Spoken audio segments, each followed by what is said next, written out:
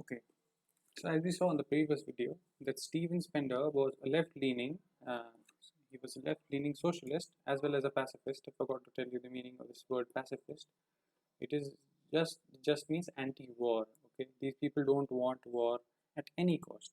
They don't think that war contributes to the society, to the nation at all. They think that it is usually the common man who is always at the receiving end of any war from any country, be it from the opposition as well. It is only the common man who suffers, and it is the country's wealth that is depleted, which could have been used uh, in other good measures like uplifting these people out of their poverty. So he in this poem is showing us, is depicting how uh, he feels towards the downtrodden, which is with empathy.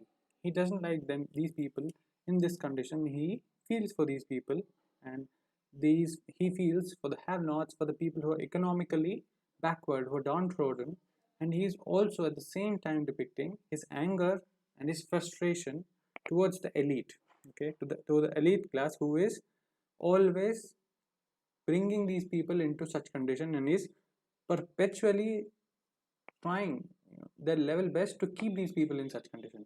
Okay, so before we go to the poem, I have a story for you. Okay, there was an experiment which was conducted in some foreign university as to why we cannot have a socialist society. So this person as well, Steven Spender, also was a communist, as we saw, but later he got disillusioned, just like any other Marxist. Okay, and there are very few people who are because when you're young, when you have young blood, you always want some kind of revolution. You want things to change instantly, right? When you're young, you think that why can't things change so instantly? I will be the one who will bring about that change. And with Marxism, there's always this ideal hope that yes, there is a system in which we can have an equal society, we can have an equal society, and everybody will be equal, everybody will have the same wealth, and that would be good, right? There will not be any competition, there will not be any crime, there will not, since everybody has the same thing. So why can't we have such a society?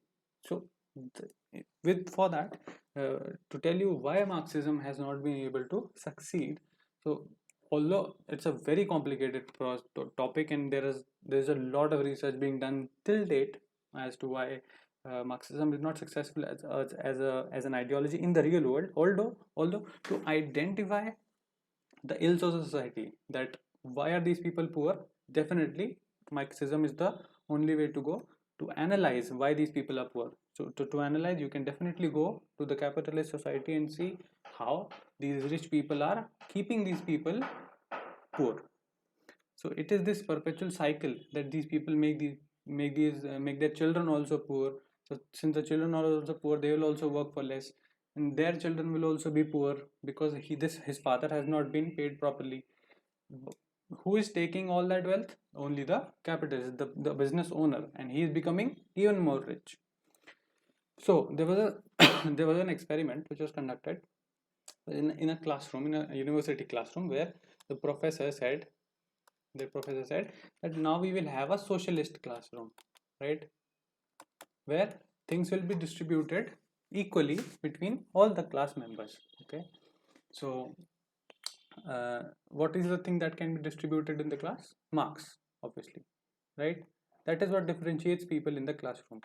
So in the first test that he gave, that they got, so it was the same result, right, as the previous year, that some people got above 90, some people were in this bracket, let's say 33%, and then there were people who were average 60 to 90, right? And then there were people who did not work hard at all, who were not at all serious about their studies, who got 40, and some people even failed, right? Some people even failed below 33%. So these four categories, there were some people, I'm just making it up from like memory, so might not necessarily be the same figure, but it was something like this. So some people got good marks, some people got average marks, some people got below average marks, some people failed.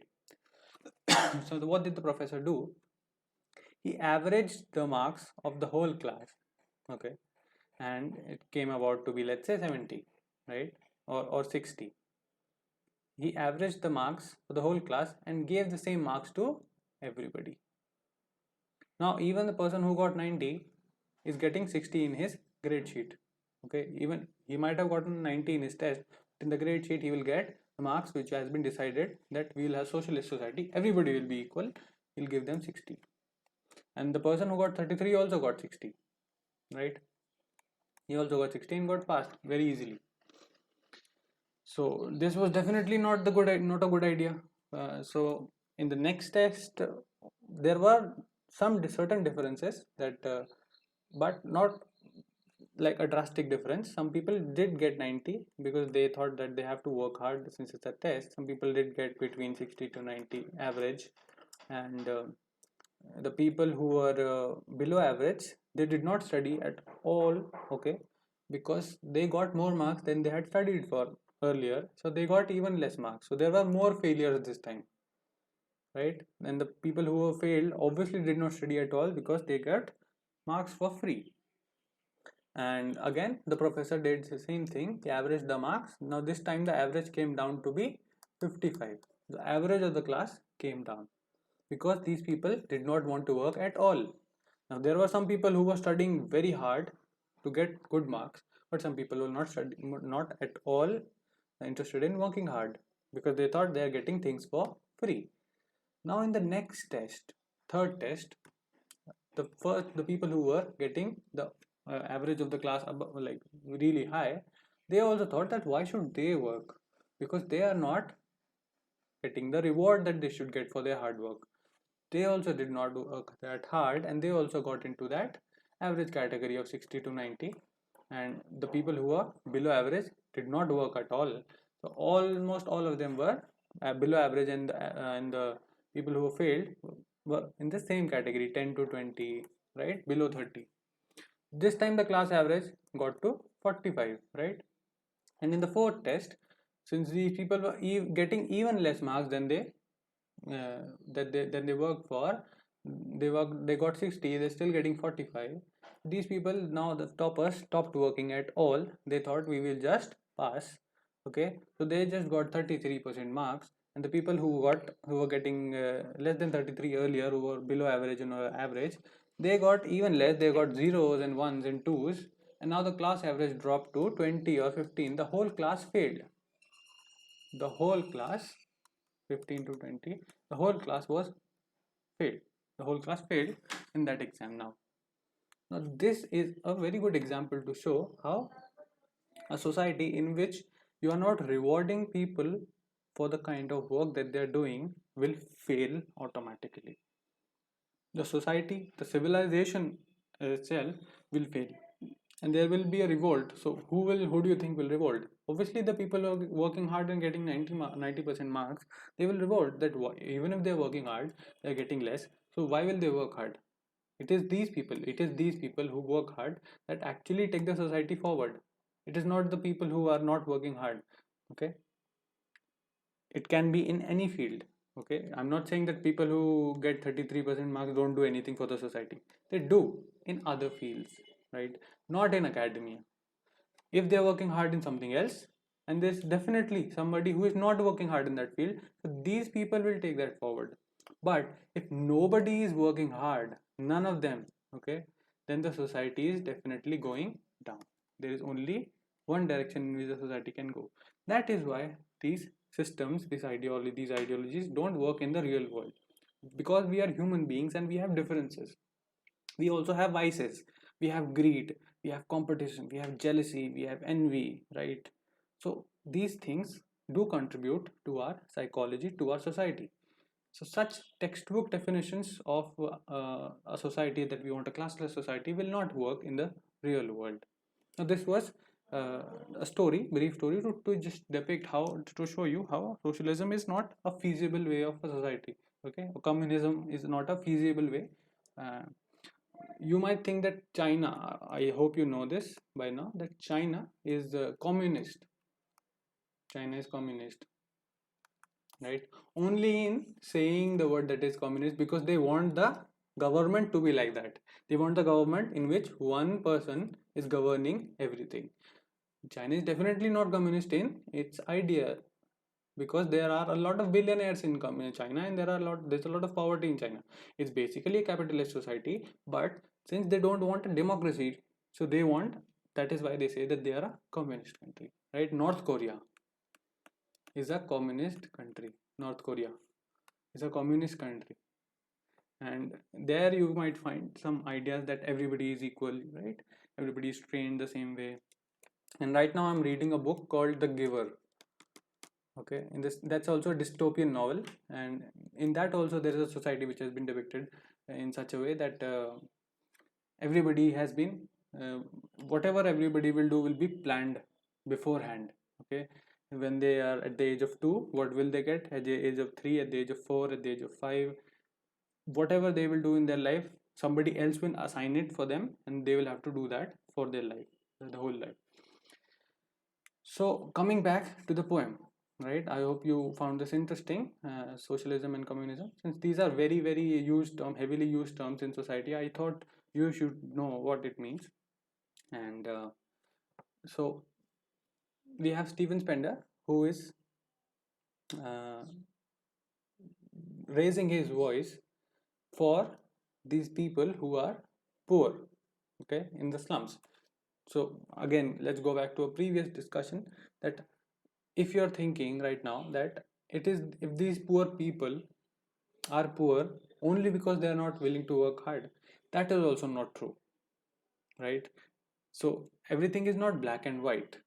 That was just an example that I gave you why it's not possible that easily, but everything is not black and white. Definitely capitalism is bad, the kind of things that it brings the society to, it is definitely bad, but in certain aspects it is good also. So what these communists do is that they just blame the capitalist world, and they just blame only one single entity, that is the capitalist, the businessmen, who are bringing these people to poverty, right? So in this poem he is just asking those people, right, the people who are responsible, that why is their condition like this. And first he is going to depict what the condition is like, describe us. He's going to take us into a virtual tour, uh, with his eyes, whatever he had seen, he's going to tell us what he saw, and that is very, very moving in itself. And then he is going to question these people, that why are you letting them be like this? Why you are responsible? You should do something about it, the society as a whole. Okay, so this is a picture that we can think of a elementary classroom in Islam, and something like this in India. This is a school under the bridge concept, and we have more pictures. I have more pictures. We'll see more pictures. So first, let's go through the paragraph once. The first stanza actually, stanza of the poem. Right. So far, far from gusty waves, these children's faces, like rootless weeds, the hair torn round their pallor, the tall girl with a weighed down head, the paper seeming boy with rat's eyes, the stunted, unlucky heir of twisted bones, reciting a father's gnarled disease, his lesson from his desk. At back of the dim class, one unnoted, sweet and young, his eyes live in a dream of squirrel's game in tree room other than this. So, what is happening here? We have the author who has gone to an elementary school classroom in Islam. So you can think of it as a camera that he took with him, and whatever he recorded, he just recorded it in written form. So whatever he is seeing, we are seeing. So he entered the classroom and he saw that some children's faces, and which are far, far from gusty waves. So far, far, alliteration, repetition, right? Far, far. It is only used to emphasize the fact that they are very, very far. They are so distant, far, far from gusty waves. Gusty means energetic waves. So here, it just means to depict energy. Far, far from gusty waves, these children's faces. The children's faces are devoid of any energy.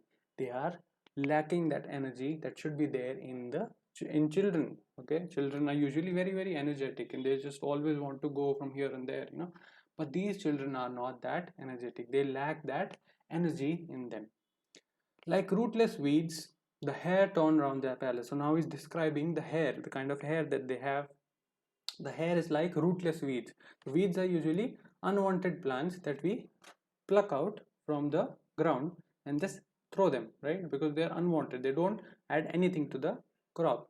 And rather just take them away, rather take the nutrition away from the crops. So we just take them out, and when once we throw them, they become dry and rough. So there's no use for them.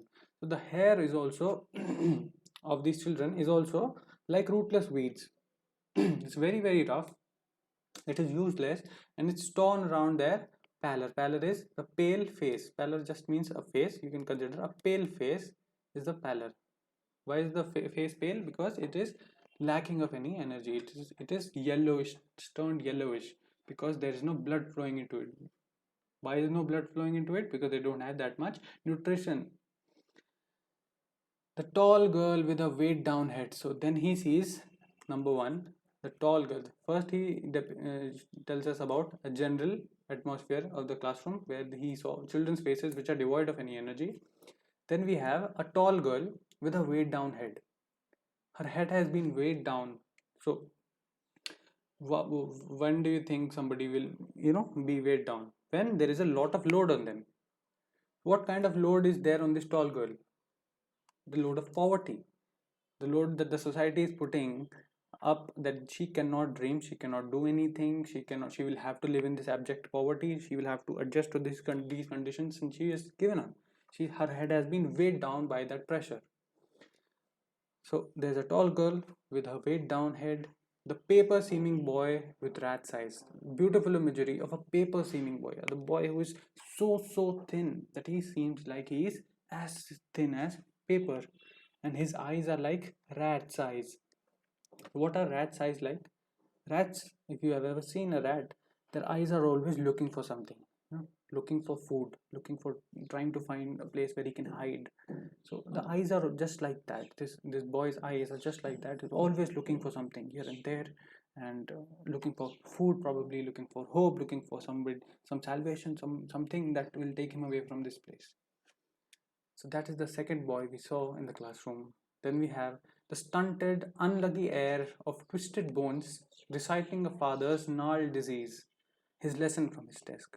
Then we have the third boy, who is stunted, whose growth has been stopped because he has not been fed well. He is stunted, unlucky heir of twisted bones, reciting a father's gnarled disease. So he is an unlucky heir. What is an heir?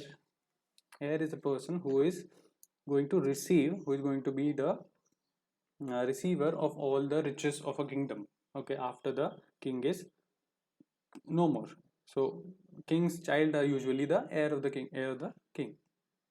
So here it's an ironic use, okay, of the word heir, because his father is not giving him any riches, not giving him any uh, property as such, but he is just giving him his disease of twisted bones, a gnarled disease. Gnarled basically means of twisted, right? So a disease like rickets maybe, or polio, in which the bones get twisted. So he's being a receiver of a disease in which he will have twisted bones, and he is just reciting his lessons from his desk. At back of the dim class, one unnoted, sweet and young. So at the back of the dim class, we have the fourth child here now.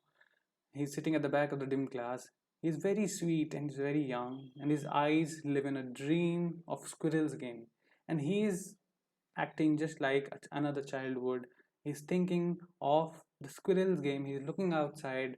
He's probably thinking of playing with the squirrel, just of having the freedom of a squirrel who is just roaming about here and there, who's going to the top of the tree, coming back in the tree room other than this. He's also thinking of what is happening in the classroom, but he's also very, very interested in dreaming of the squirrel's game, which is going on outside the classroom, probably. So his eyes are living in that dream. Other than this dream, that is, he wants to get out with society, get out of this abject poverty. He wants to go out, he wants to be in a better condition, in a better place. He's also living a dream which a child would, of playing with the squirrel, or playing the squirrels game. So that was the first paragraph. uh, just think of it as a camera, as something you went inside a classroom, and the author gave us a very vivid description of what the classroom is all about. In the next paragraph, here we got to know only the kind of people, the children that are sitting in the classroom. In the next paragraph, we will have the atmosphere of the classroom, the walls of the classroom, what is there on the walls, the environment, the furniture, right? So that will be there in the next paragraph.